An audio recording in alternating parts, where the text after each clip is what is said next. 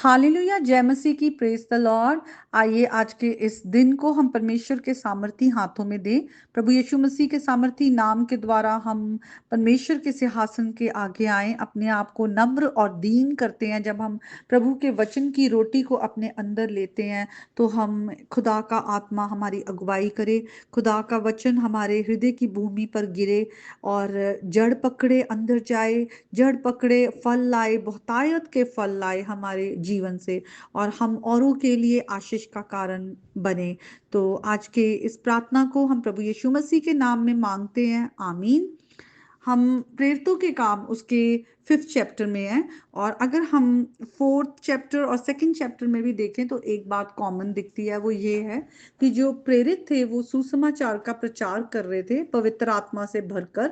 बहुत सामर्थ के काम हो रहे थे, अद्भुत चिन्ह चमत्कार हो रहे थे, और बहुत से लोग जो थे वो मंडली में जुड़ते जा रहे थे। तो विश्वासियों की जो मंडली थी वो बढ़ती जा रही थी, कलीसिया बढ़ती जा रही थी, और वहां पर वो सब लोग एक साथ इकट्ठे होते थे, प्रेरितों से शिक्षा पाते थे, संगति करते थे, रोटी तोड़ते थे और आपस में मिलकर प्रार्थना करते थे। अद्भुत काम और चिन्ह चमत्कार हो रहे थे, और विश्वास करने वाले जितने थे वो इकट्ठे रहते थे, वहां पर लिखा है। और वस्तुएं उनके बीच जो थी वो सब आपस में साझी थी, और जिस जिसके पास भी जो संपत्ति या धन होता था वो अपनी अपनी प्रॉपर्टी को बेचकर उसका जो दाम है लाकर वो प्रेरितों के चरणों में रख दिया करते थे, और जिसकी भी आवश्यकता होती थी उसके अनुसार उसको बांट दिया जाता था। और लिखा है कि उनमें कोई भी दरिद्र ना था, और आपस में उनमें इतना इतनी एकता थी, आपस में वो साझेदारी के साथ रहते थे।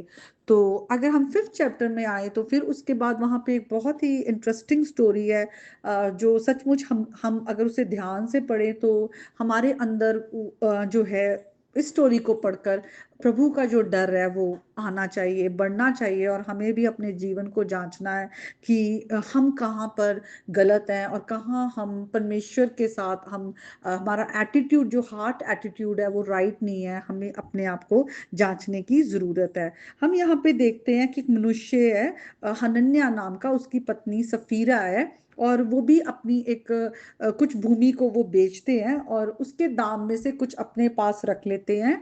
और लिखा हुआ है कि उसकी जो पत्नी थी हनन्या की, सफीरा, वो ये बात को जानती थी, और उसका जो दाम था उसका कुछ भाग लाकर प्रेरितों के पांव के आगे रख देते हैं।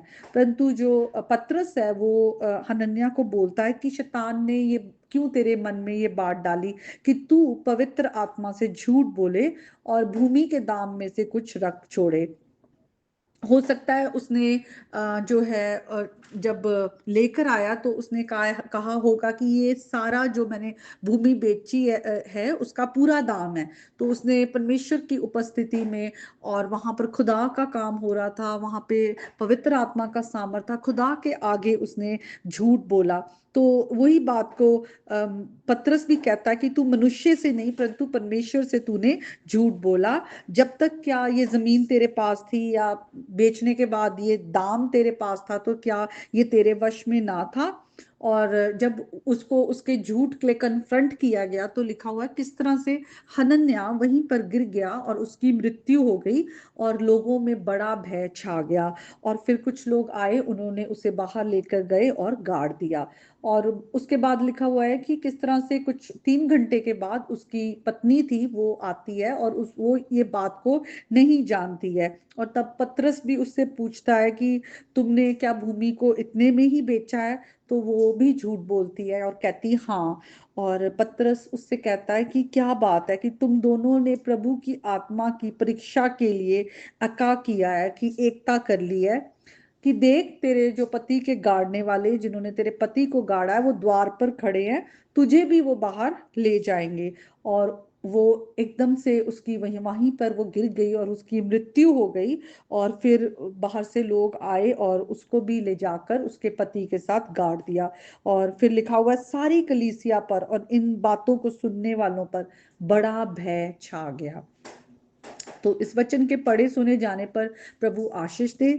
आइए हम हनन्याह और सफीरा की जिंदगी से हम कुछ बातों को सीखेंगे, उनकी जिंदगी कैसी थी, और हम उनसे इन बातों को सीख कर हम आज कैसे इस वचन को अपने जीवन में अप्लाई कर सकते हैं। तो हम यहाँ पे देखते हैं कि जब उन्होंने भूमि बेची तो वो कोई ऑब्लिगेटेड नहीं थे कि वो लाकर वो पैसा जो है दे, कोई फोर्स नहीं था। लेकिन उन्होंने भूमि बेचने के बाद क्या किया, उन्होंने उसमें से कुछ पैसा रख लिया।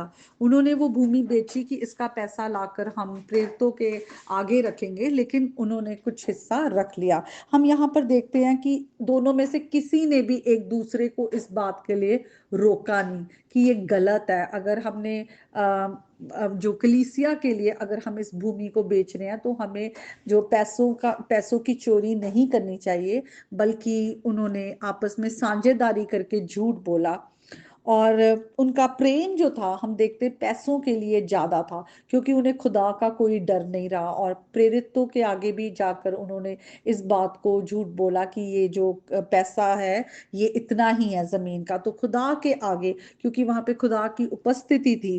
तो यहाँ पर हम देखते हैं कि खुदा का डर जो था उनके अंदर नहीं रहा।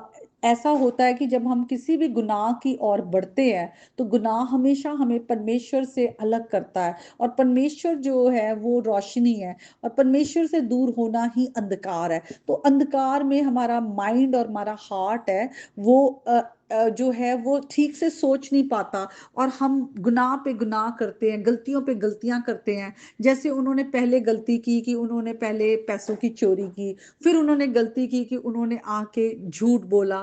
तो कैसे पाप जो है आगे, और हम पाप के एक गुंजल में एक है फंसते जाते हैं। तो यहाँ पर देखते हैं कि उनका हार्ट और माइंड था बिल्कुल डार्कन्ड हो गया था पैसों की लालच के कारण, और उन्होंने खुदा को ऑनर करने की जगह पैसों को ज्यादा महत्व दिया, खुदा की उपस्थिति में झूठ बोला।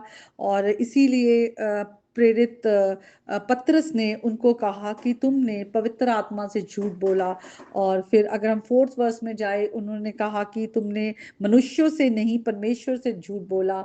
हम त्रिएक खुदा को जो है हम मानते कि हमारा खुदा पिता पुत्र पवित्र आत्मा एक खुदा है। तो अगर यहाँ पे लिखा है कि पवित्र आत्मा से झूठ बोला तो खुदा से झूठ बोल रहा है। और हम ये बात को देखते हैं।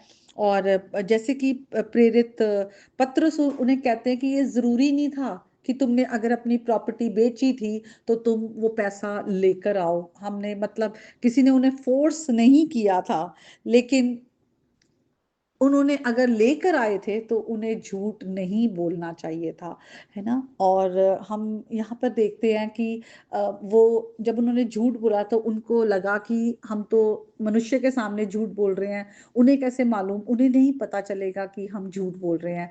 ये कितना हमारे अंदर सबके अंदर होता है कि जब हम झूठ बोलते हैं तो हम बड़ी आसानी से झूठ बोल लेते हैं, क्योंकि हमें मालूम है दूसरा इंसान हमें पढ़ नहीं सकता।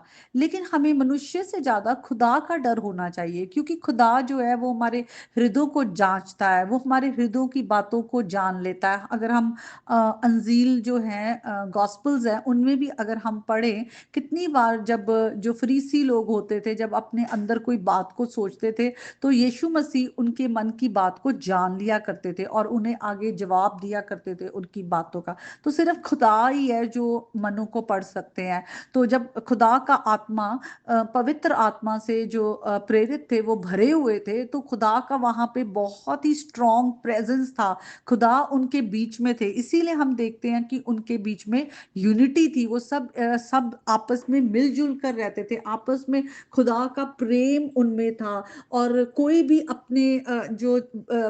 अपनी चीजों को नहीं समझता था कि ये मेरा है या मेरा है। वो सब लोग आपस में एकता में रहते थे, और आपस में सब बातों को चीजों को वो बांटते थे, प्रार्थना करते थे, और खुदा के वचन को सुनते थे, सीखते थे। तो यहाँ पर हम देखते हैं कि जैसे ही ये बात उनके आगे आई कि पतरस ने उन्हें कहा कि तुमने झूठ बोला, तो पति और पत्नी दोनों की वहां पर, क्योंकि खुदा के न्याय के आगे कौन ठहर सकता है, तो उन दोनों की मृत्यु हो गई और वहां पर लोगों के बीच में डर आ गया।